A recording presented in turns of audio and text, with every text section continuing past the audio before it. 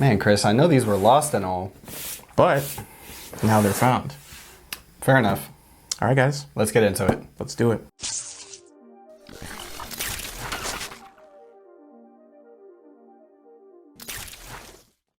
Hello, everyone. My name is Rico. My name is Chris. And welcome to SneakerWeb. Today, we have a very special shoe for you guys. As you can tell by the box, it is the Jordan 1 Lost and Found.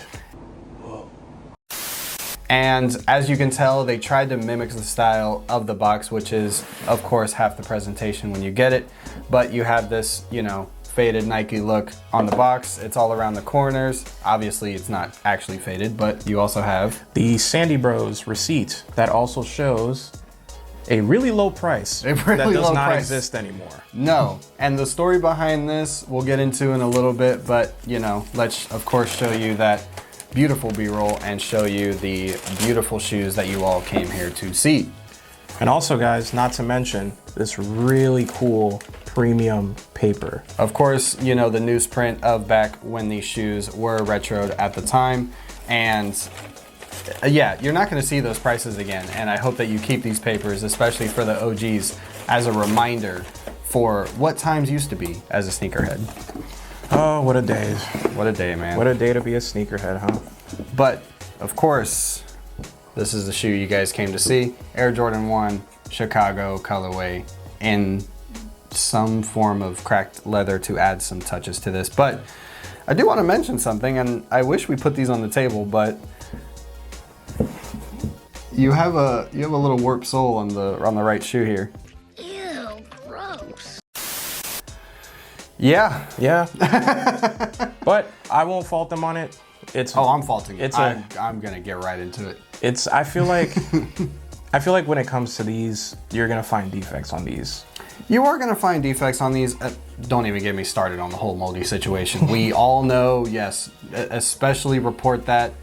Try to get what you can back, but unfortunately some of those people had mold in their shoes. We did not, thank goodness. Yeah. But getting into the tech breakdown before Chris goes on his design rant, the best traction of all time, of course, for the best colorway of all time, which is that Air Jordan 1 traction bottom. Speaking of best traction of all time, you can have some of the best traction in a bottle. I'm talking about EDGESPRAY. EDGESPRAY is easily one of the best things that you could have for your feet. It can rejuvenate, rehydrate your shoes. Couple sprays, you're gonna be good to go in 30 seconds. Chris and I have personally tested this. This is definitely something we keep in our gym bag.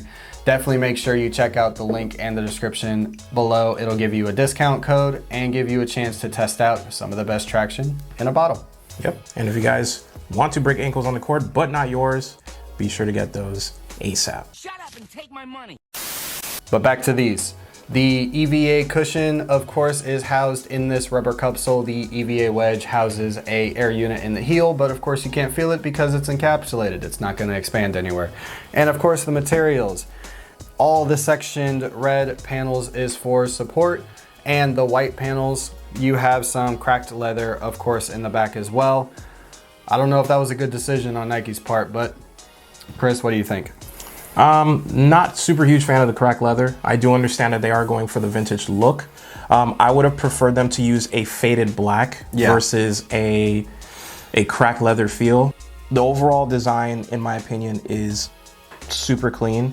Obviously, Absolutely. Not a huge fan of the cracked leather, but I do understand that it hits the vintage style.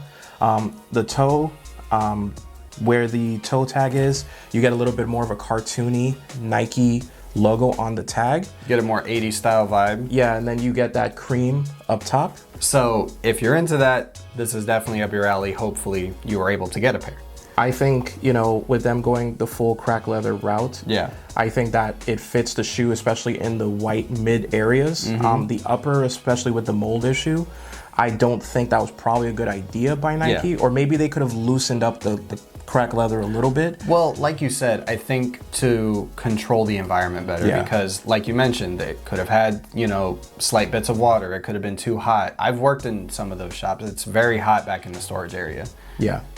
Not properly controlled temperatures. Yeah, and I feel like, especially if you're gonna use that kind of theme. Now, I will say on the toe box, the only thing I don't like is that There is light crack leather on the toe box, but because of creasing, it will crease very easily. Yes. After one wear from wearing these, and I barely did a lot of walking, it was pretty much like an hour or two of walking, it already had like crease lines just straight off the board because there's crack leather on there. Now, since you did try these on, what would you say is the fit recommendation? In my opinion, I would say go Since half. we both own Air Jordan 1s. Yeah, I would say for these specifically, because they're not broken in yet, they were a little bit snug.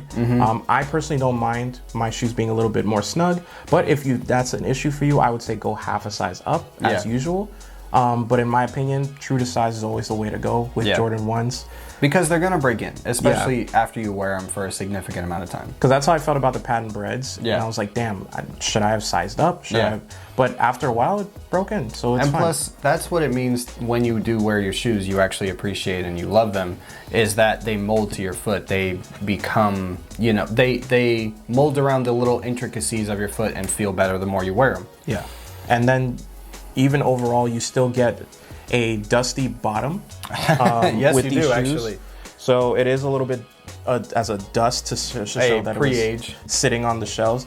Now, in my opinion, I don't know if this is just me, but I would have liked some of the dusty like material like on the red to give it that more of like an age style look. Maybe not the white-ish part, but you know how it's like the trophy rooms where it's a little like a little flaky, tinted out. Yeah, like, yeah, I feel like that would have really touched on the nose for that one. I do agree, but I think this matte finish kind of sets it off. It's actually a little darker red, which means it's quote unquote lost some of its hue. Yeah. So I think that this, in my opinion, is my personal limit. I don't think the dust look would have looked as good, but you know, to each their own. I feel like vintage now is all the rage with It is. a lot of releases.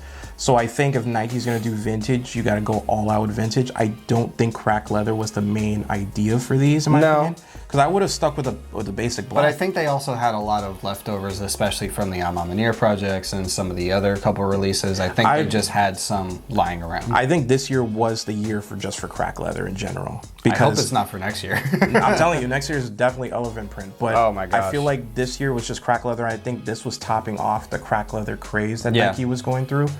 It was innovative for the first few, kicks, but now it's just kind of like, it's a little tired. Especially after that whole mold issue. I know we keep bringing it up, but that's a big issue. That's a big issue because a lot of people, even some of the mold was growing more the next day on some people's shoes, even after the fact. So it could be a hazard. So if you do have mold on your shoes at home, please check send them back or send it to a professional cleaner who knows how to get rid of mold. But overall, I think with the release and with everything that went on with this specific shoe, I would give this about an 8.5. I love the Chicago colorway. I'm glad I was able to get one. I wasn't able to get one 2015. That was broke then. So it is what it is. We're a little more grown now. We're a little more grown. We can, manage money better. But I think at the same time, I'm kidding. But I think at the same time, I had to have these, and I feel like I'm on a pretty good wave right now because last year I was able to get the Breads, and now this year I'm able to get the Chicagos. Like, just keep sending them all to me. Just if you want to, send it personally. I mean, you just keep it coming. Like, I know the UNCs are releasing next year, the black, UNCs in black, whatever. Let me get. I'm on a twos kick. I need all the twos right now. Especially since I saw the release calendar for later. Yeah. Man. Next year's looking pretty good. But what's your rating on these? Okay, minus the mold issue and minus some of the Craftsman materials, the idea of it and the ethos of it, and I'm trying to stay positive on it, is a 9 for me. Okay. It's the Chicago colorway. It's what Michael Jordan wore in his Madison Square game. It's what quote unquote helped assist the whole band situation, which was the Breads. This is quintessentially Air Jordan, in my opinion. Yeah. That's my personal rating. That's what this shoe gives me. So that's my personal rating on these. What about you? Cool. 8.5. I do say, 8.5 because of the crack leather. I think for me it's just not a big thing for me. But I do enjoy the fact that it's Chicago colorway. Like you said, it did offset the band issue, and it's part of history. You know, I can't go wrong with a solid, you know, colorway like this. Now, I'm glad they didn't do anything patent. I'm glad they didn't do anything crazy. Like kept it simple, added a little bit of crack leather here and there. But if you're somebody that doesn't care about that and you're looking for more of the vintage feel, then this is definitely it, in my opinion. Absolutely. And that takes care of everything for our thoughts on the Air Jordan 1 Lost and Found. Hope some of you guys were lucky, especially for this holiday season. Hopefully the Grinch is not mean to you, pun intended, of course. But you know, make sure you guys like and subscribe. Make sure you also check out that Edge Spray down below. The link is in the description, as always. Anything else you want to sign off with? Just remember, guys, do not wear these with the mold on them, but do wear your sneakers and keep on trekking, and we will see you guys next time. Peace. Later, guys. Chris, these are lost, but now they're found. Lost and found. I have nothing to say. So, we're